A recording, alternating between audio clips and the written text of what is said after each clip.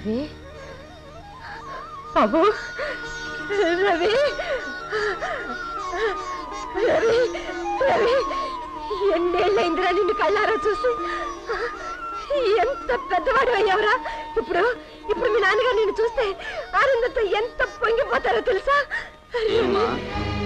ఇంత ప్రేమ వలకబోసేదానివి ఇన్నేళ్ళు కన్న కొడుకు ఎక్కడున్నాడో ఎలా ఉన్నాడో కనీసం చూద్దామని కూడా అనిపించలేదా అది కాదు బాబు ఇన్నేళ్ళు నువ్వెక్కడున్నావో నిజంగా నాకు తెలియదు అంటే అంకుల్ని నా దగ్గరకు పంపే నాన్న తను రాలేదు నీతో చెప్పలేదు నువ్వు కూడా పీడ విరగడైపోయింది అంత మాట అనకు బాబు అంత మాట అనకు ఇదిగో చూడు మీ నాన్నగారు వచ్చారు చూడు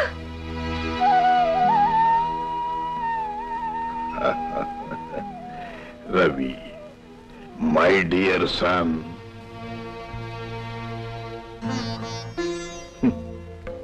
నాకు తెలుసు బాబు ఇన్నేళ్లుగా ఈ అమ్మ నాన్న నిన్ను చూడటానికి రాలేదని నీ మనసు ఎంత ఆవేదన పడిందో నాకు తెలుసు రవి ఒక్క విషయం చెప్పనా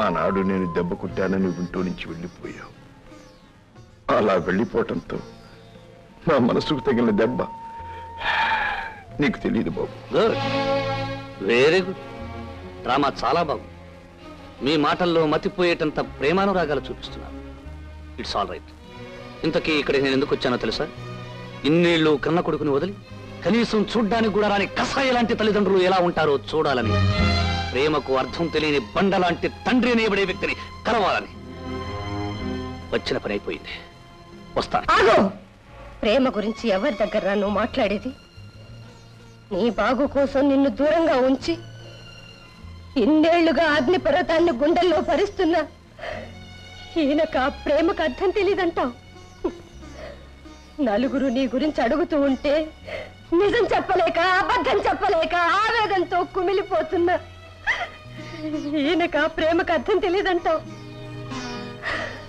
నీకోసమే బాధపడుతున్న నన్ను మాటలతో మరిపించి నిద్రపుచ్చి తను మాత్రం నీ గురించి ఆలోచిస్తూ ఎన్నో నిద్రలేని రాత్రులు గడిపిన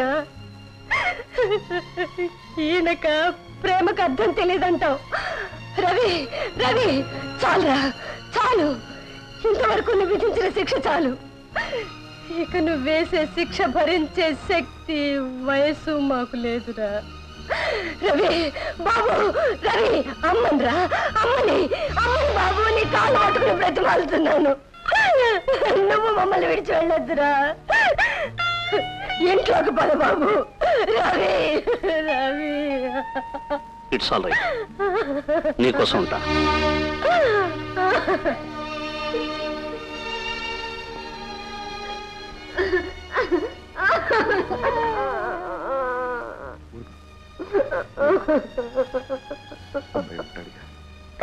ఉంటాను అన్నాడు అమ్మా వస్తున్నాను బాబు రా బాబు టిఫిన్ తిందు తిండి తిండి తిండి నేను తినడానికి తప్ప ఇంకెందుకు పనికిరాని నువ్వు నాన్న నిర్ణయించుకున్నారా అదేమిట్రా అలా అంటావు ఇంకెలా అనమంటావు ఇంట్లో ఎదిగిన కొడుకున్నాడు వాడికి ఏదైనా ఉద్యోగం చూపించాలి ఏదైనా వ్యాపారం చేయించాలి అనే ఆలోచన లేదా ఆయనకు చిచ్చి చిచ్చి ఎందుకైనా ఉద్దేశం ఏమిటి ఇంట్లో తింటూ కూర్చోవాలనా ఇదిగో ఓ పని చేయండి ఆ వంట వాడిని పీకి పారేయండి ఆ పని నేను చేసుకుంటూ కూర్చుంటాను ఎందుకు అలా కోపడతావు నీకు ఉద్యోగం చేయాలనుంది అంతే కదా సరే నేను గోపాల్ అన్నయ్యకి ఫోన్ చేసి చెప్తాను నువ్వు ఓసారి వెళ్ళి ఆయన కలు ఏ మిస్టర్ కళ్ళు కనిపించడం లేదా ప్రస్తుతం నా కళ్ళకి నీ అందం తప్ప మరేమీ కనిపించడం లేదు షడా మా ఇంటికి వచ్చి నన్ను డాష్ ఇచ్చింది కాక అతి తెలివిగా మాట్లాడుతున్నావే ఎవరినో నీ తండ్రికి ఆప్తుడైన రంజిత్ కుమార్ కొడుకుని తలుచుకుంటే ఇంటికి అల్లుడు కాగలిగిన వాడిని ప్రతి అడ్డమైన వాడికి ఇంటి అల్లుడై అరగతుందనుకుంటున్నావా ఏ నువ్వు ఆకాశం నుంచి దిగొచ్చావా అంత ఎత్తు నుంచి రాకపోయినా నీకంతేటంత కింద మాత్రం లేను పొగరుగా మాట్లాడు తలుచుకుంటే 3 రోజులు తిరగకుండా నీ ముక్కుకు తాడు నీ మెళ్ళో తాళి కట్టగలను తలుచుకుని చూడు తలెత్తుకోలేనంత అవమానం పాలవుతావు జాగ్రత్త కమాన్ రవి కమాన్ ఇప్పుడే మీ అమ్మ ఫోన్ చేసింది నువ్వు ఉద్యోగం చేసి పైకి వస్తానంటే మాకు అంతకంటే కావాల్సిందే ఉందయ్యా ఇప్పుడే మా ఫ్రెండ్ కోటేశ్వరరావుతో మాట్లాడాను అతనికి ఒక ప్రైవేట్ ఫర్మ్ ఉంది అందులో నీకు జాబ్ కన్ఫర్మ్ అయిపోయింది ఏమండి ఓ శుభవార్త మన రవి గోపాల్ అన్నయ్య దగ్గరికి వెళ్ళి ఓ ప్రైవేట్ కంపెనీలో మేనేజర్ ఉద్యోగం సంపాదించాట వెరీ గుడ్ సంతోషం వాడి బాధ్యతలు వాడు తెలుసుకుంటున్నాడు అన్నమాట. వాడికి ఉద్యోగం వచ్చింది కనుక వాడికి ఇక పెళ్లి చేసేస్తే వాడి జీవితం ఒక దారిని పడుతుంది. చేసేదా కానీ నీలాంటి సద్గుణ రాశి అందాల రాశికి తగిన కోడలు దొరకాలిగా. ఏమిటా వెనక దోషేస్తాం. మన గోపాలన్నయ్య కూతురు దేవి చక్కటి పిల్ల. ఆ అమ్మాయి మీద వీడికి మనసున్నట్టు మాటల వల్ల తెలుసు. అందుకని మీరు ఆలస్యం చేయకుండా వెళ్ళి. నేనెందుకు ఆలస్యం చేస్తాను? రేపే వెళ్ళి వాడితో మాట్లాడి ఒప్పిస్తాను. సరేనా? నువ్వు అడగానే ఒప్పుకున్నందుకు ఏది మరి నాకేమి ఇస్తావు? మీకేనా? మరి నాకే ఏం కావాలి? ప్రస్తుతానికి ఇదిగో ఈ తమలపాకుల చిలక. రంజిత్, మన చిన్ననాటి ఇన్నాళ్ళకి చుట్టరకంగా మారబోతుందంటే నాకు అభ్యంతరం ఏముంటుందిరా? లేరా స్టూపిడ్, నువ్వు అభ్యంతరం పడితే మాత్రం ఆగుతుంది ఏమిటి? ఎవరిరా? ఎస్పీ ఎస్పీ ఏదో ఒక పిక్ పాకెట్ కేసు బనాయించి 5 నెలలు దోషేస్తాను జైల్లో.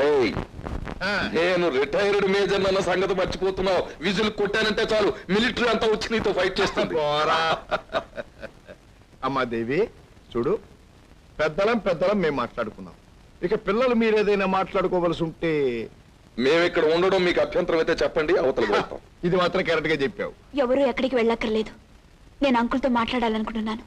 నాతోనా? చెప్పమ్మా.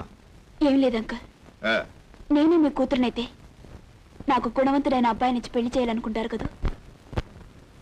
ఆ అబ్బాయితో చక్కగా కాపురం చేస్తుంటే చూసి ఆనందిస్తారు కదా. అవును. అటువంటప్పుడు నాకిచ్చి పెళ్లి చేయాలనుకునే అబ్బాయి మీ అబ్బాయిలాగే నేరస్తుడిగా పోస్టన్ స్కూల్కి వెళ్ళొస్తే మీరు ఒప్పుకుంటారా?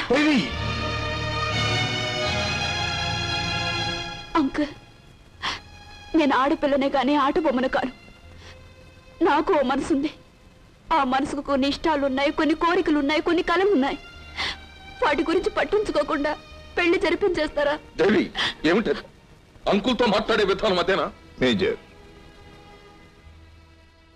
దేవి కరెక్ట్ గా మాట్లాడింది.